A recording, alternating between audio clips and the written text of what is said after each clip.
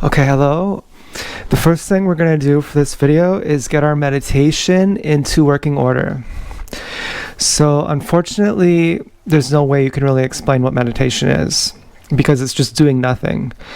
And when you're busy doing things all your life, I have some lettuce stuck in my teeth.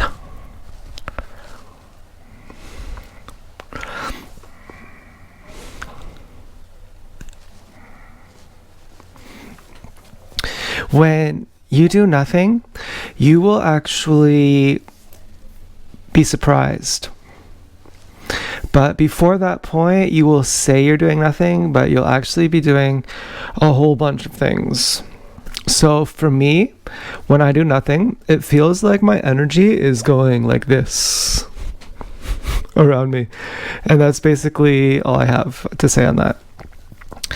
So I think you should search for Osho if you want to learn about meditation. Now, secondly, I was kind of hammering hard on the police lately and the gang stalkers and particular certain gang stalkers and the firefighters and the EMTs. And,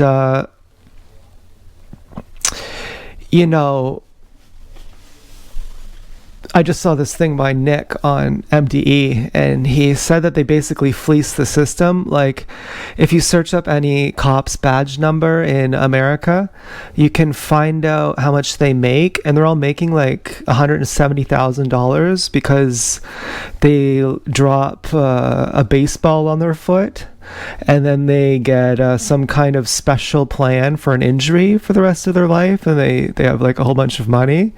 And the firefighters do the same thing. They make like $300K a year, apparently, according to this video, some of them, because they have these injuries. Like, their OSHA workers will tell them when they're in a building to take off their mask and breathe in a bit of dust, and then they just get a bunch of money. And that really sung to me because I've been pretty angry lately because I broke my water fast, and I suddenly felt very grounded, like I had just come back on my medication, because cooked food, but food in general, but especially cooked food, is basically medication. And so I was off my medication for the whole fast, basically.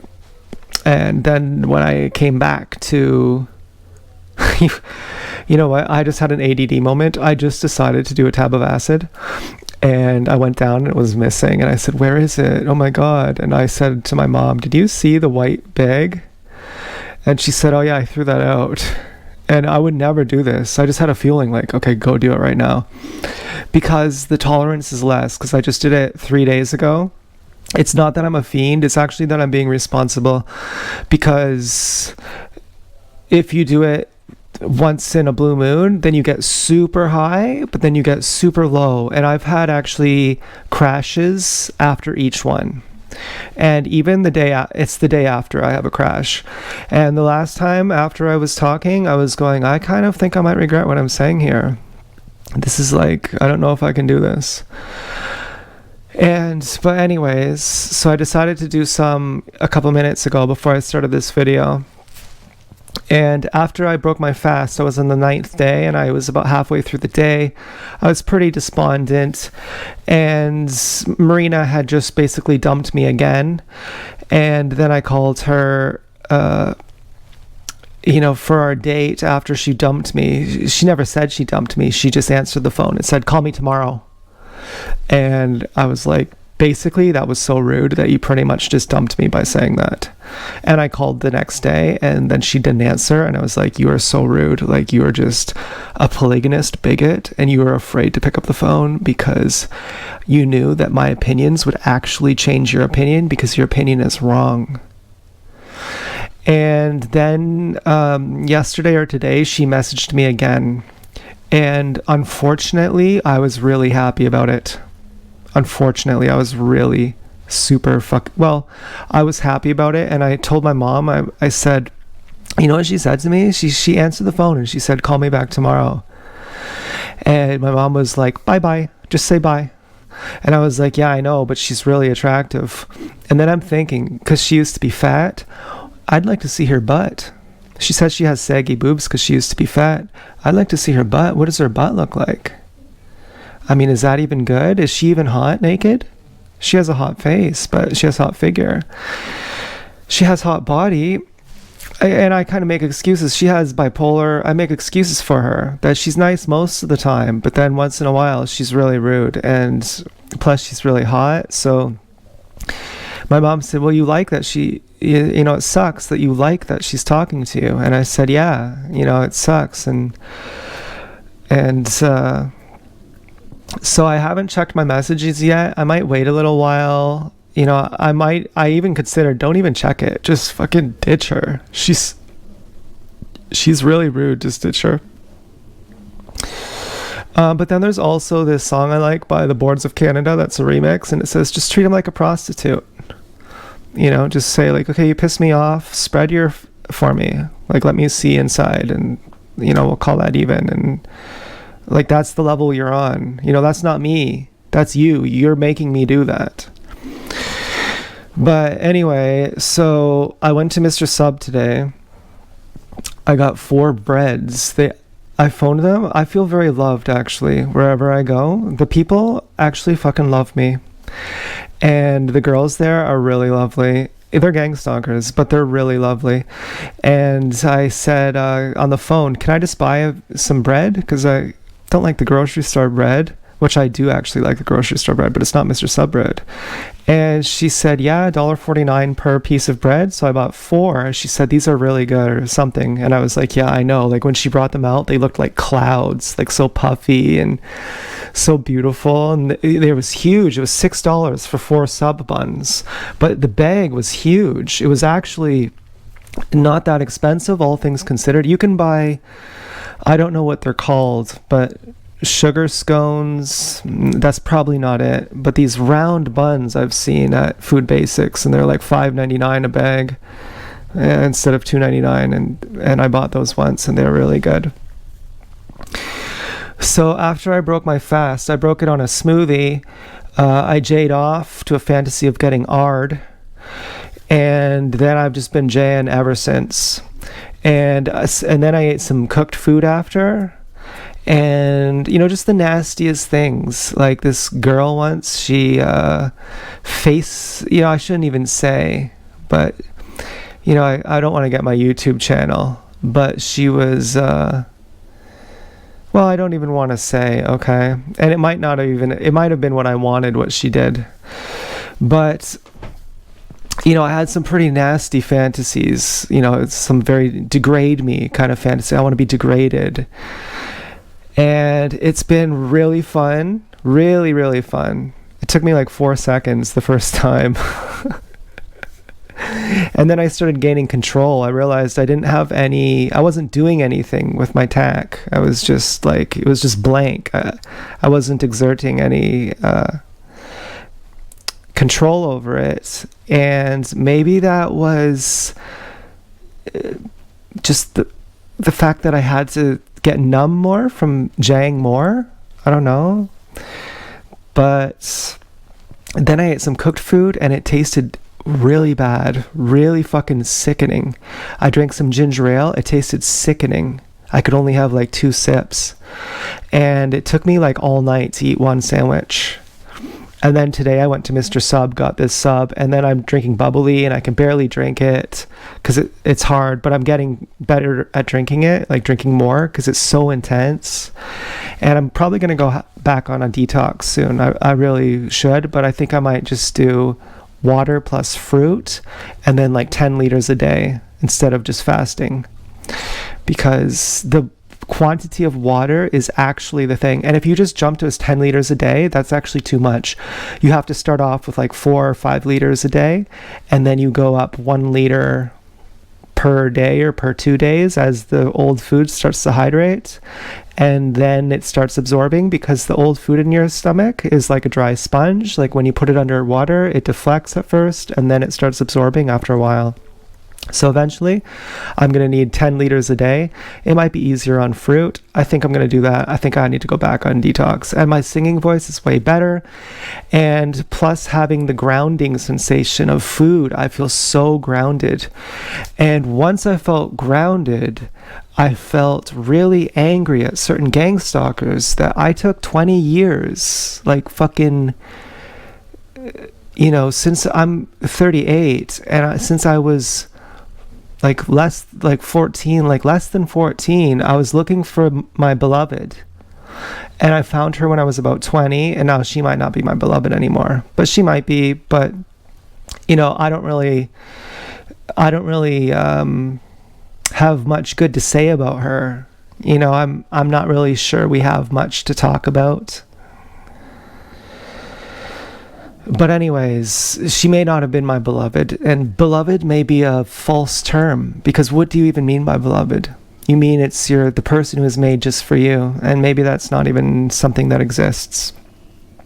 But the point is that I searched for her at least deliberately since I was 14, and before then I was just searching for someone, but I didn't really have any clue, just someone I like. And then after I was 14, I started searching for someone who's really the perfect person for me. And then when I found them, and then it all worked out pretty much kind of the way I wanted it to when I was 28. And then all my years of meditation in between then and after then. And then my meditation got to a place where I really loved it. And then poof, when I was in my 30s, it all went away and I lost decades of progress and became nothing. And I was really, really angry about that. And I saw it more clearly once I had some cooked food. I was more grounded. And I thought, how dare you? And, I didn't think for a second, you have no idea what you took from me. I just thought, you took from me something that is so valuable that you ruined my life's work. You took away myself. I'm not who I am anymore. I'm broken now. I used to be someone who you couldn't break, and now I'm broken. And I don't even think you get that. And so I was hammering on them, hammering on the police and the firefighters and the EMTs and certain gang stalkers, and I was just going pretty harsh, and I didn't really have any anger. I was just I wasn't even saying it as an enemy, as condemning them as people. I was saying, you should be aware of what you did, the gravity of what you did. I don't think you even know the gravity of what you did. And I think that has a lot to do with identity politics, that you own my MP3 player, you own my TV, you own my camera, you own my body, you own this house, you own my life. And it's not the same when someone does it to you, because you're a real person, but I'm not a real person. I'm just a slave. I'm just a thing. So it's not the same. You don't feel bad killing a slave. You don't feel bad hurting, terrorizing, trafficking a slave. That's just a piece of property. That's just a farm animal.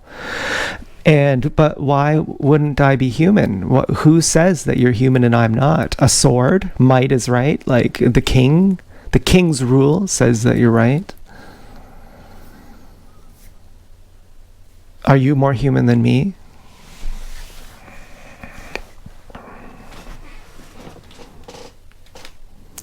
I was pretty angry, so I was hammering on them pretty hard. I have to get a new song, hold on. And then Nick today was saying how firefighters are fleecing the system, and he's saying another firefighter just quit because they realized they're fleecing the system and they don't want to destroy their country. Nick is like, I don't like firefighters. You don't work hard. You don't have valor. You are getting paid way more than you deserve. You are fraudulent. And, it just sang to me. I was like, oh God. Fucking okay. My memory card keeps popping out inside the phone. Weird. So yeah, I was pretty angry, and but ultimately I'm not. Like ultimately, I don't hold grudges against people. So well, why not? I don't know, because I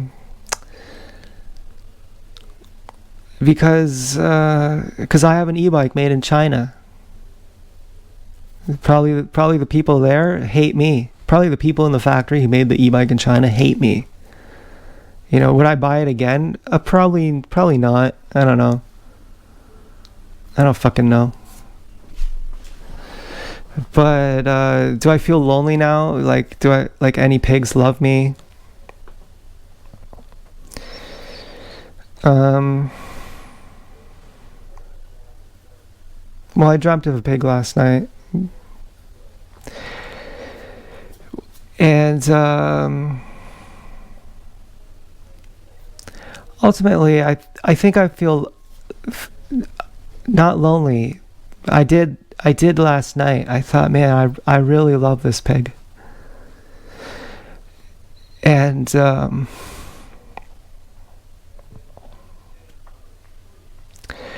tonight, my meditation came back. And it was fucking great. It was like, it came back in a new way when I sang this song called Reptilia. And my meditation was like, zoop, and it like sealed over my head, which is a really good thing.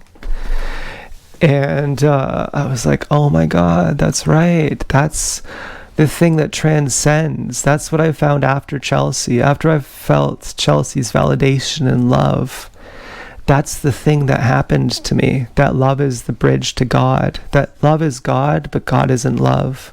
Love leads to God, but God is superior to love. You can drop love, but you have to take love to get to God. And once you have God, you should keep love ultimately. Like, why wouldn't you? Otherwise you're just an arhat. But you would drop love. It is scientific to drop love, because if you reach to a state of spirituality and you don't drop your love, then someone at a lesser point is going to take that and try to harm you for it because they're jealous. And that's ultimately what I thought when a lot of gang stalkers were destroying my life, and still are, but I mean, not to the same extent. Well, not really anymore. The ones who were really trying to destroy my life aren't really doing that anymore. And when they just treat me like I'm not human and like they're human, and I say, on what grounds are you human and I'm not? Why do you deserve to get to do this to me? I feel like on some level they have no reason. All they can say is because we've defined you as a slave. But why? But what about me is less human than you?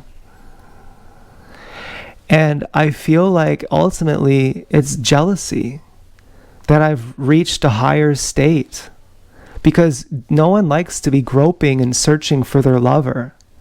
That's pathetic. That's part of the ladder. That's part of being controlled by your sexuality, by your lowest center. That's where the ladder starts. You have to start there. You can't bypass that.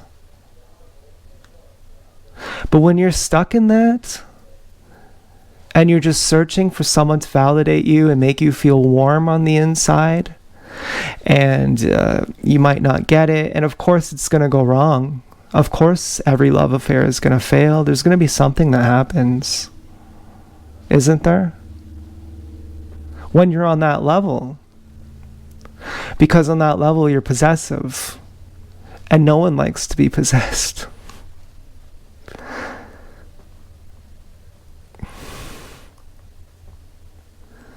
And you want to possess them, and they want to possess you, and it's not good. It's not what you think it is. But once you get the validation, then you can go to a higher level where your love is no longer sexual, and your love can dip down into the sex, but it's at a higher realm, so it's integrated into your being. So you're not just a fiend for it. You're not just reactive for it. And I thought, I bet you're jealous that someone got to a higher point and you can't even verbalize what it is. That my energy, that sounds kind of silly, like it's going that actually is so real that it made you want to kill me. That it made you want to use me as a projection screen for your perversions and to blame me and kill me. Because it's so painful that I have and it seals at the top.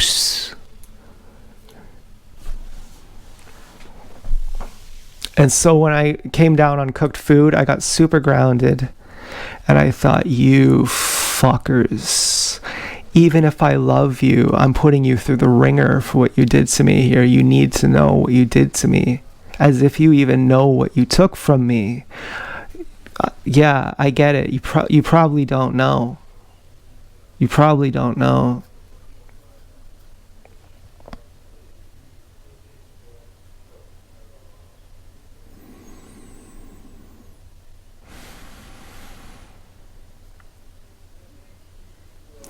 So am I lonely with this new energy? No, not really. I fucking love this energy. This is the energy I used to have before I got traumatized. And wow, is it really great? Do people understand it? Do people know it? Not really, but it's about myself. Does it give me hope that I'll find a pig or two or three or four or five? Yeah, kind of. It kind of does. But in the main point is that in the meantime, it makes me really happy that I have it. And it feels like I'm sinking. It feels like I'm in a cloud, like I'm sinking in a cloud of energy. And I swear to God, if you don't have it, you're going to be confrontational, you're going to be fighting, you're going to be angry, you're going to be pensive, you're going to be neurotic, you're going to be controlling, you're going to be scared, you're going to be alien. You're going to say, this isn't home. You're going to say, I don't belong here. This is not, from this place is unfriendly and everyone is my enemy and I don't trust anyone. That's what you're going to say, ultimately. And you're never going to have the slightest clue that it's your own loins, it's your own expectations of people that are unrealistic. And that you're not going to a higher point because you're not going far enough in your expectations failing that you can really say, I did it, and it still failed. When you fail, you will say, they failed me, but you'll never say, I did it the best. My beloved did it the best. There's no beloved better than my beloved. I did not settle for second best. I had the first best. I did not have my second choice. I had my first choice of anyone I had ever seen on earth. I had searched. I found the best I had ever seen in my life. And I found that love itself was not satisfactory. That love sucks. And love does not satisfy. And I tried my best with that at extensive, extreme pain and at self-sacrifice to some extent of making a complete fool of myself and surrendering to someone who was butchering me and saying anything you want. I'm just a dog. Don't you know? I'll get in your car and in your trunk and let you just keep me in there and anything you say. And you can, I'm Edward Scissorhands and you're Winona Ryder. You can abuse me all you want and I will literally do anything you say. I will trust you no matter if you tell me to die, I actually want to die. I believe you're a bad person and I don't care at all. I love you more than anyone I've ever loved in my life. And I think you're a bad person and I don't even care. I would do anything for you. And that's not easy when the person is going and they're laughing as they're hanging the rope around your neck. That's not easy to do. That's like when you have a huge ego too and you have issues with narcissism and you feel insecure and like no one cares about you and you have so much to prove and you're trying to prove to them that you're big guy on campus and big fucking money and importance and status. and they see right through you and they just laugh at you and go, you puny nothing, you know, as if I would use you as anything other than a toy, like just you know. And well, I'm saying, but you mean the world to me, and it's pretty, and you know that deep down, I think that I mean the world to you too, which I know that you know that, and that's really humiliating to admit that, to say like secretly I know you love me, and well, I have no verification of it because you won't tell me and you won't treat me like that, but I know you do. It sounds like one of those women on Jerry Springer, and the guy's like, I don't love you, I'm with my new girlfriend, and she's like, no, I swear he does love me, you should see when he comes over to my house, you should see what he says to me. Okay, it feels like you're just like disposed of trash. And so when you could say love itself failed, then you could go to a higher dimension, which comes to you. The higher dimension comes to you as a result of your best efforts. And your best efforts, you know that you weren't the one who failed, and you know that your beloved wasn't the one who failed. You know that you actually both did it to the best you could. Hold on, I don't mean to break this, but I have to change the song.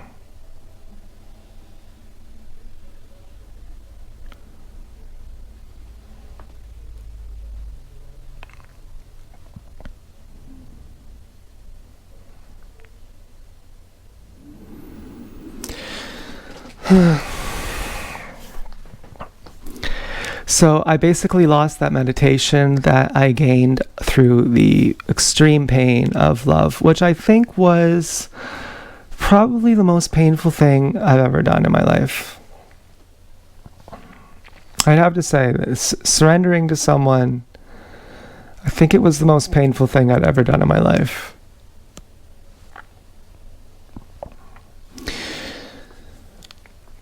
So when I came back down, I fucking hammered these people. And then today afterwards, after I've calmed down even more, a few more J's, another sub, I'm more calm. I thought they don't even know what they've taken. They don't even understand. It doesn't even matter. Before I was traumatized, I didn't feel like anyone understood me. I was alone with Osho and with very rare people. With people who, you know, I could like count them, you know.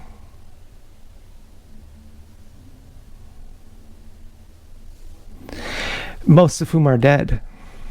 Like Diogenes, I think Dionysius, Talopa, Kabir, I don't know, Bodhidharma.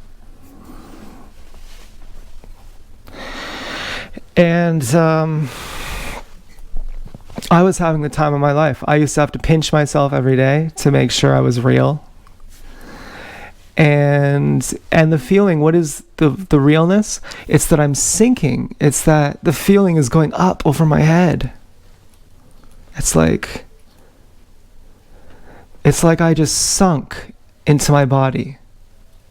Like I was up in my body, and I was oh, now I'm down in it. And now the energy, the energetic field, now that I've sunk, now it consumes me. Now it doesn't consume me. It encapsulates me. It's around me now. So I have a protective barrier of love. And when I have that, I get the golden treatment from everywhere I go. You know, everyone's smiley. You know, when you're enlightened, the whole world is enlightened with you. It's not just you who's enlightened. Is it possible? When you're enlightened, who you talk to is actually also enlightened in that moment. And that was the reason I used to love playing music so much, was because I felt like it was a vehicle for my music, that I could actually secretly play music and let it be my meditation that I was spreading or showing that maybe someone will see it, maybe someone will notice it, and maybe I could get some friends or something, some gash.